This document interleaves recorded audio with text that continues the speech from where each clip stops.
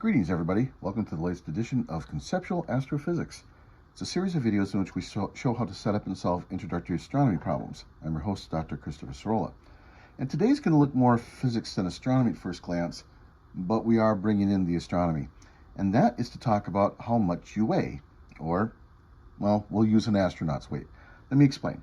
So, the force of gravity that exists between massive objects, and any object with mass, or objects with mass will qualify that, we can set up what we call the acceleration due to gravity on the surface of an object like the Earth or some other world.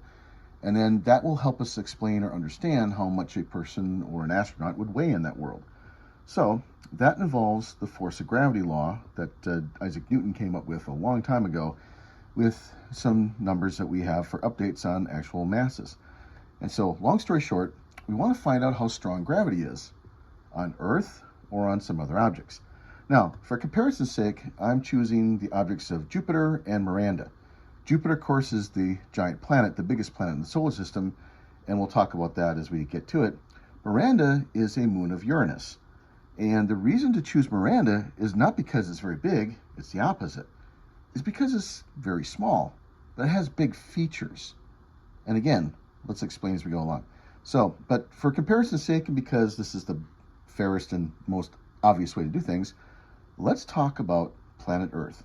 So, we have a formula for comparing or calculating the force of gravity between objects as a general rule, and it looks like this. We also have, as an extension of this, a way to calculate the effect of gravity that an object exerts. Now, any object with mass and size and shape, which is to say all objects, actually possess this. You possess this, I possess this. But the amount of gravity that, say, we exert in our surroundings is so weak, it's so close to non-existent, it's almost never worth mentioning in any real sense. But when you have a whole planet, or a moon, or a star, then it does matter. And so we'll go ahead and calculate that. And we call this idea the acceleration due to gravity, or the strength of gravity, if you will, little letter g. Now we'll have a little letter g then for different objects. Typically in a lot of physics classes, we just use little g for Earth and it's understood. But we have in this class, and this topic, more than one object. And so we'll talk about Earth and Jupiter and Miranda and show how you could do this for any astronomical object. And little g is related to this force of gravity with one little interesting twist. We'll write it like this. So, and one more thing before I complete this. We'll talk about an object's weight, and we'll write the weight like that, which kind of goes off of these two formulas. So what are we looking at? Capital G is something called the universal gravitational constant. That is something that Isaac Newton did not know the number for when he formulated the formula, but he knew it had to exist, and it was subsequently discovered roughly a century or so later on.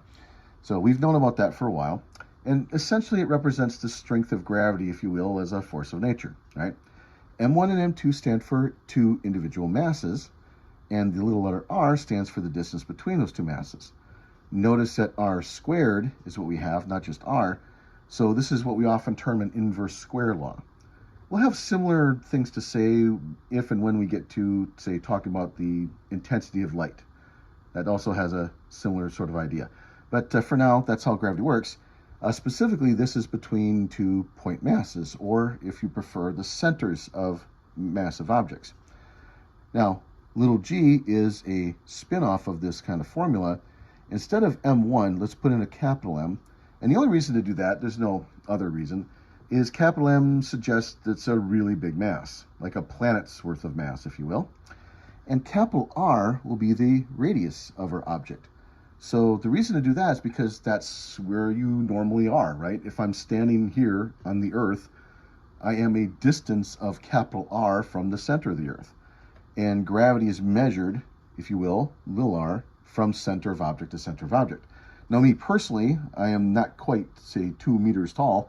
The difference, say, to get up to me is slight. So we could pretend I and you and an astronaut is a point mass for this and not worry about the distance to the center of that astronaut. But we use then the radius of the object, the big object, the planet or the moon or whatever, as our reference. So capital M for mass of the big object, capital R for the radius of the big object, and then this is the value of the strength of gravity, if you will, or the acceleration due to gravity on that object. And finally, again, this kind of comes off of these two formulas. Little w can stand for weight, and when I say weight, I mean good old-fashioned weight that you're used to. So you put yourself on a scale and you weigh so many pounds. This is the weight we're talking about. Notice what weight depends on. Little m now represents your mass. Notice it's not capital M, it's little m. And then, oh, there's g. And so if you combine these together, you get something that looks very much like that. One more thing just to mention is the negative sign. The only role the negative sign plays for us here is that it represents an attractive force. Gravity pulls things together.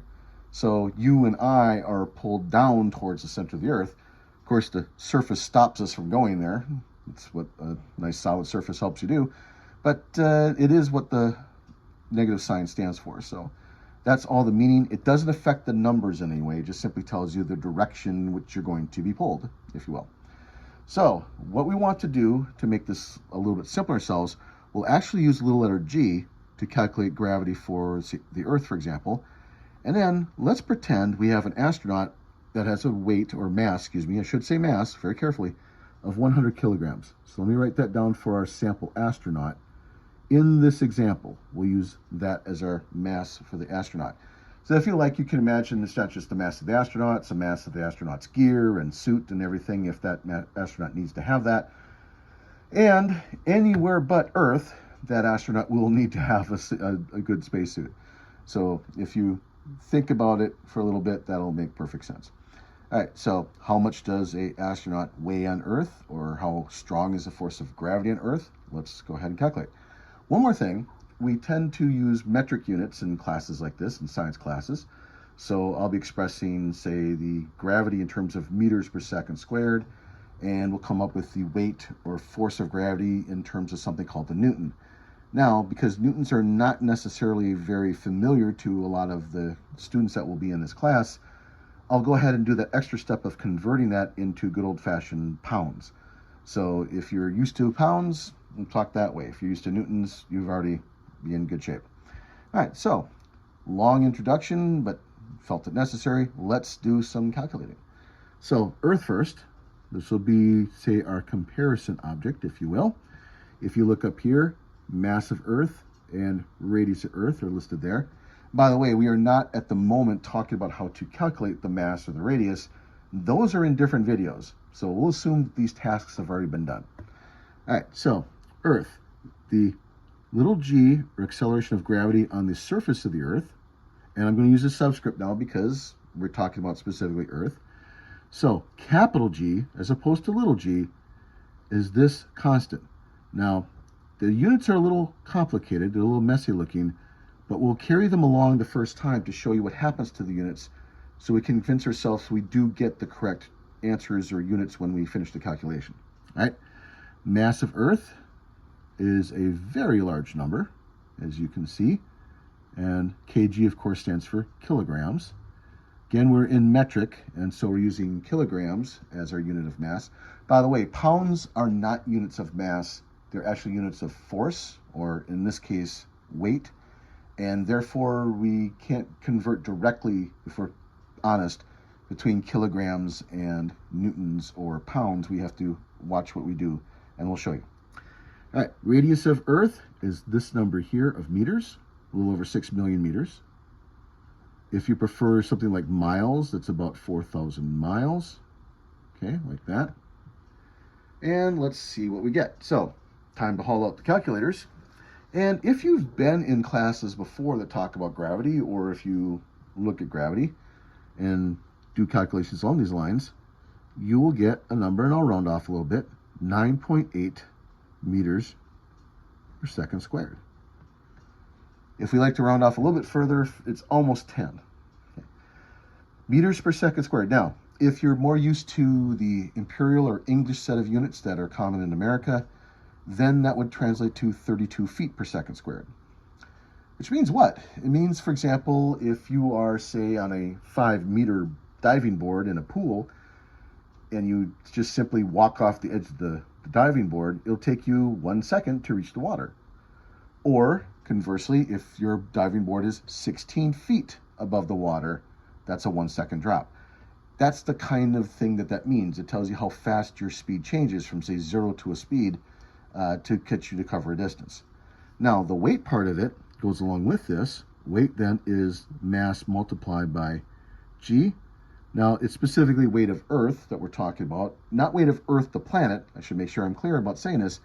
It's the weight of our imaginary astronaut on this planet.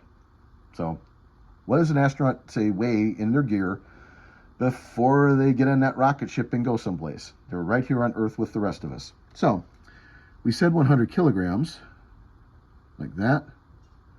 And of course, it's 9.8 meters per second squared, so this calculation is meant to be easy, which is 980, and then the units are called newtons, all right? So capital N stands for newtons. Now, I mentioned we'll take a look at the units before. Let's come back to this for briefly. So let's look at little g here. If we look at little g, first off, kilograms cancels out 1 kilograms there. That's fair enough like that. But we got newtons and meters squared and kilograms, and how do we get then to this? Well, let me write this off to the side. 1 newton is the same as a kilogram multiplied by meter divided by second squared. So imagine we take this and plop it over here. Then you could say this kilogram will cancel that one. This meter, and these meters squared, excuse me, here and here, I should make sure they cancel those. Those are canceled. So we end up, because this kilogram cancels that, with a meter per second squared. So we get the proper units. So if you're not familiar with this as a set of units, this is all that we really needed it for to talk about. Now, that's in newtons. I do want to do one last, say, calculation or conversion with regards to Earth, and that's to express this in terms of good old-fashioned pounds, right? So if I have this weight and I want to do a conversion, shall we say, to change the units, the way to change units is to multiply and divide by the conversion. What do I mean? We want pounds, so our conversion says 1 pound is this number newtons. So 1 pound, like that, divided by that number of newtons, 4.448 newtons this way. And when you do this kind of calculation, you come up with a number that's approximately 220 pounds. And again, for a lot of the people that are here in the United States, that is the unit that you're more familiar with in everyday life. We don't tend to use metric system for everyday things. We tend to use metric system in lots of science classes, like ours, but we don't tend to use it for everyday life, and so it's a little exotic or a little odd perhaps sometimes to think about it because we're not used to it. So let's put it in pounds terms, and there it is. So this means the weight of our imaginary astronaut before they go flying off to their destination is this number of pounds, and the, again, strength or acceleration due to gravity, how strong gravity pulls you to the surface, is this number. So we'll refer back to these numbers as we go along, but this is our reference or our starting point. All right, let's take a look at what it might be, say, on a different object, like Jupiter or Miranda. And why Jupiter and why Miranda, and how are we getting these numbers? So, Jupiter first. It'll be the same calculation, so G for, and J is a subscript for Jupiter. Now, capital G is the same for everybody. It's called a universal gravitational constant. It means it works everywhere in the universe. So, and that's actually a true statement. It does. It works everywhere. But now we're talking about mass of Jupiter and divide by the radius of Jupiter squared, like that. Now, just to make this clear, to give a tiny bit of detail, Jupiter, for starters, is a gas giant. Most of the planet is in terms of hydrogen and helium gases. Now, there are some solids at the very center. There's thought to be a very thick layer of liquid inside of it, but the outer parts, at least, are basically extended atmosphere. Now, it's not like our atmosphere, which the breathable part only goes up a few miles above sea level. The atmosphere at Jupiter is tens of thousands of miles thick. It is immense.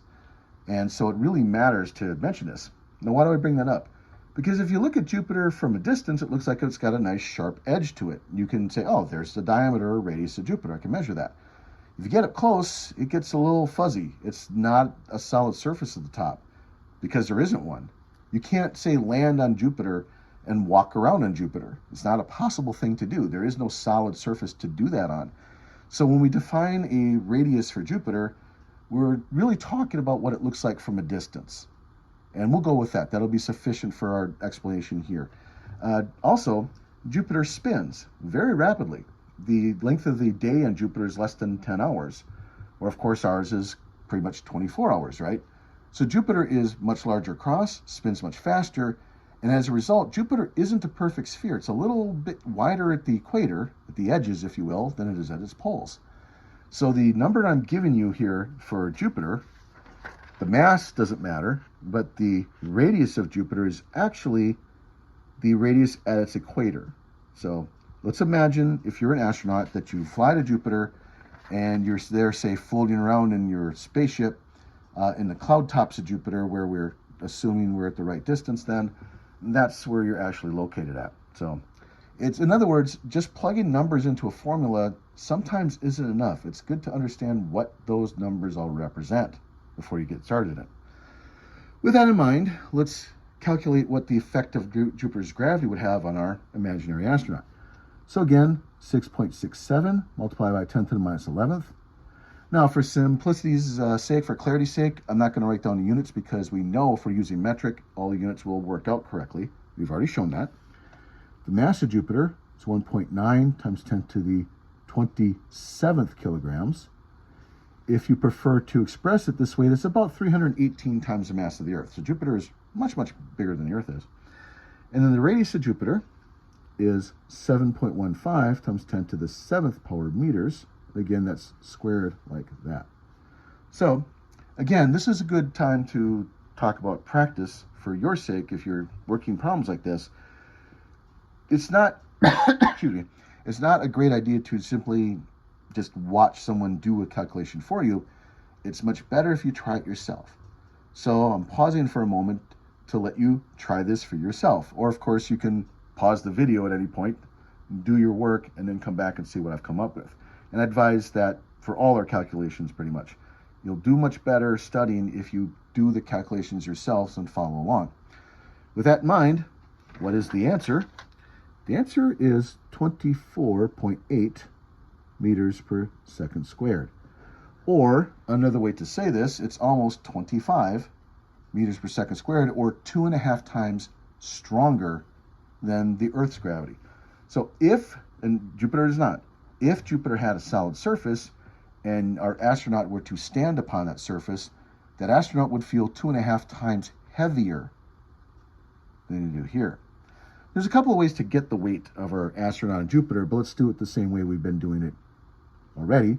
So mass of our astronaut multiplied by little g of Jupiter. Again, 100 kilograms, and now it's 24.8 meters per second squared. And that's 2,480 newtons, which is pretty large. If we make that calculation, that unit conversion, again, we've already shown how that's done, so I'm not going to repeat that. If we do that, how many pounds does our imaginary astronaut weigh? 558 pounds. Think about that. You normally weigh roughly 200, a little over 200 pounds. Now you weigh roughly 550. You are a lot heavier. Most of us can't lift 550 pounds.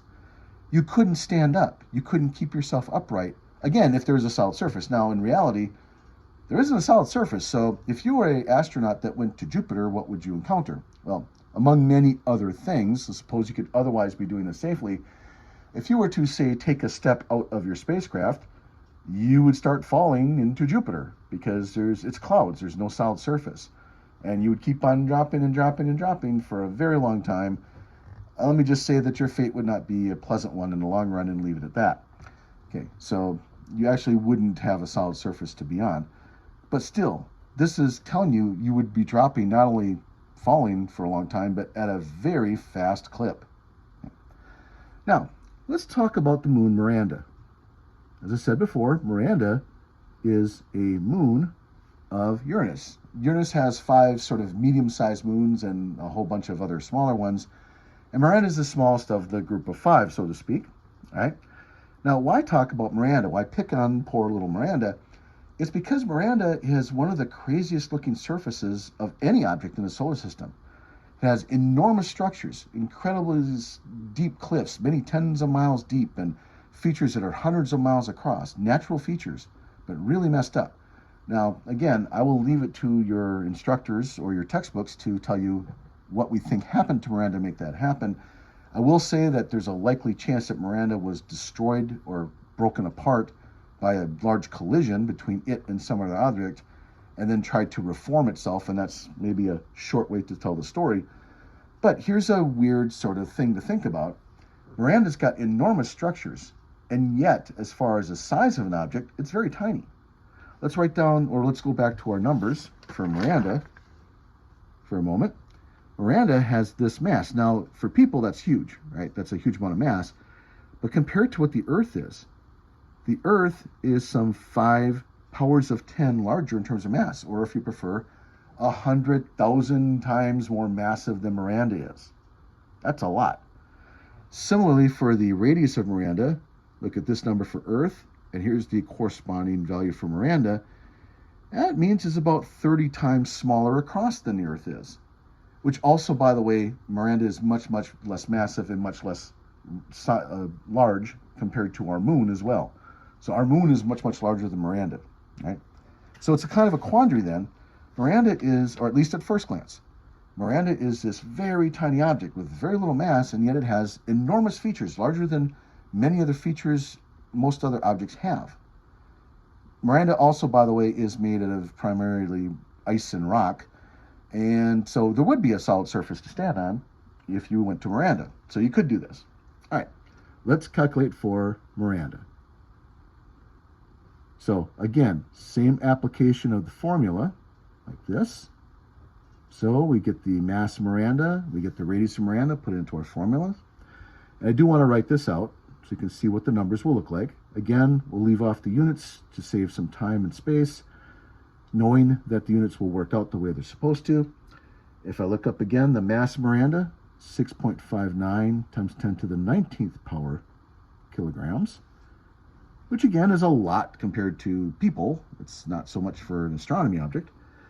And the radius is some 2.36 times 10 to the 5th meters, or about 30 times smaller across than the Earth is. All right, so crunch through these numbers, and Miranda has a very tiny, as such things go, acceleration due to gravity. Roughly 0.8 of a meter per second squared. That's very, very small. Now, what would that do to our theoretical imaginary astronaut?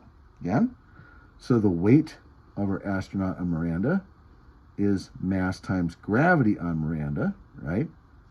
So, again, 100 times this number. And that astronaut would be some 78.9, newtons, like that. Last way to talk about it, what would the weight be in terms of pounds? And again, let me write the conversion here in this case to show this off very explicitly. So the weight is 78.9 in newtons, but it's 1 pound for every 4.448 newtons. Notice, by the way, when we do this calculation, the way I've got it set up, newtons cancels newtons here. We're left with pounds. And you end up with 17.7. Think about that. If you're an astronaut that were to visit the surface of Miranda and you weigh 220 pounds on Earth, you weigh about 18 pounds on Miranda. You're very light. Now, what does that have to do with the large features? Even though Miranda's tiny, how does that correspond? Let's think about it. You're not the only thing, you, the astronaut, the only thing that has mass. So does everything else. That includes objects like mountains and valleys and craters and all that. Everything has weight or mass that's an object. And if you're on an object, you'll have weight because of the gravity pull of that object. And so objects weigh very, very little on Miranda. So features can be extremely tall. They can be extremely large. If you think about it, why don't we have, say, mountains on Earth that are 100 miles tall? Why not? Well, the tallest mountains we do have are roughly 5 miles tall. That's partly because mountains have weight. And therefore their mass and therefore their weight is pulled by the Earth's gravity downwards. They slump. The rocks will kind of slump down. They can't grow any larger because they're simply not made out of strong enough materials to make that happen. Well, Miranda is made out of weak materials to start with, but even more to the point, Miranda's gravity is just so light, just so small, that you can have really, really tall things, really, really large features, even though the world itself is small. But you will see this. Miranda is getting close to the stage where an object isn't really necessarily perfectly spherical or close to it anymore. You need to have kind of a minimum mass to pull yourself into a spherical shape by gravity. And Miranda is getting close to that stage where it's not really that round anymore, if you will. And this is why. So today we've taken a look at the acceleration or strength of gravity on a couple of sample different places, Earth included, and how much a person or an astronaut would weigh if they were to visit any of these particular worlds. You can see how the calculations performed, and then what do they mean? What do they imply for us? So this has been Conceptual Astrophysics. Again, our job is to show how to set up and solve introductory astronomy problems. And I'm your host, Dr. Christopher Sorolla, thanking everybody for your attention today, and clear skies.